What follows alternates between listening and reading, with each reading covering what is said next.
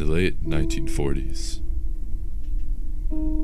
Russian researchers kept 5 people awake for 15 days using an experimental gas-based stimulant. They were kept in a sealed environment to carefully monitor their oxygen intake so the gas didn't kill them. This was before closed-circuit cameras, so they had only microphones and 5-inch thick glass windows into the chamber to monitor them. The chamber was stocked with books, cots, but no bedding, running water, or toilets.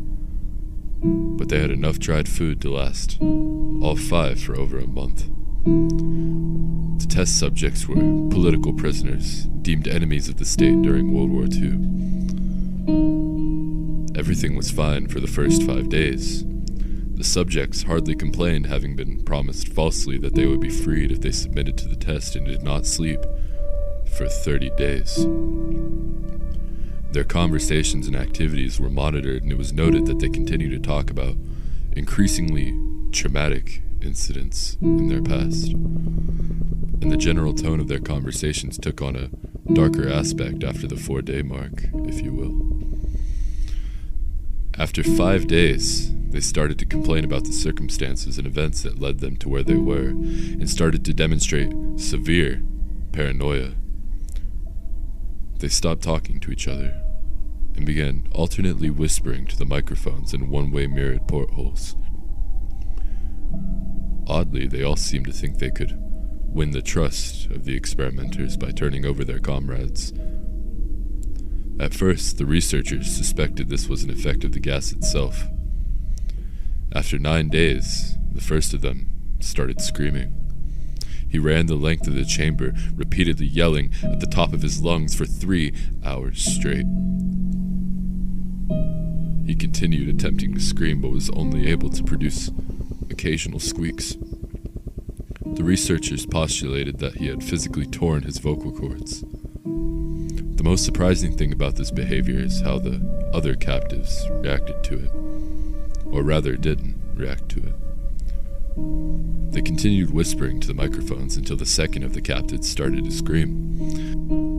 The 2 non-screaming captives took the books apart, smeared page after page with their own feces, and pasted them calmly over the glass portholes. The screaming promptly stopped. And so did the whispering to the microphones. After 3 more days passed, the researchers checked the microphones hourly to make sure they were working, since they thought it impossible that no sound could be coming with 5 people inside.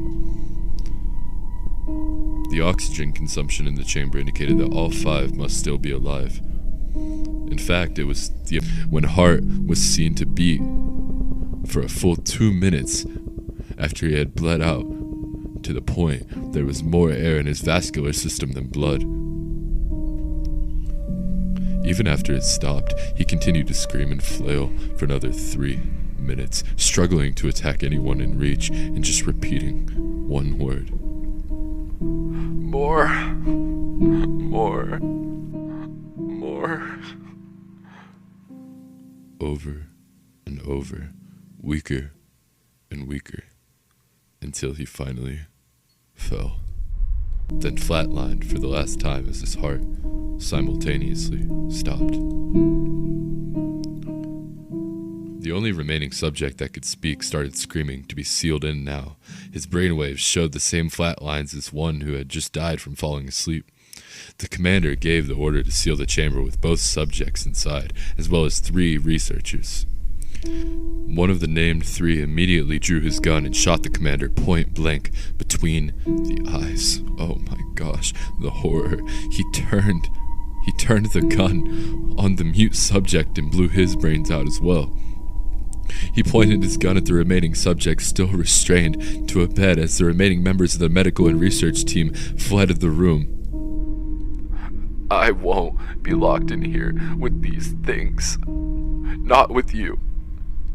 He screamed at the man strapped to the table. What are you? Who are you? He demanded.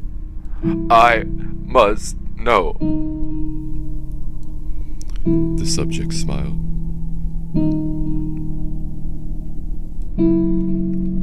Have you forgotten so easily? The subject asked. We are you. We are the madness that lurks within you all, begging to be free at every moment in your deepest animalistic mind and tendencies. We are what you hide from in your beds every night. We are what you sedate into silence and paralysis when you go to the nocturnal haven where we cannot tread. The researcher paused, then aimed at the subject's heart and fired. The EEG flatlined as the subject weakly choked out. So nearly free.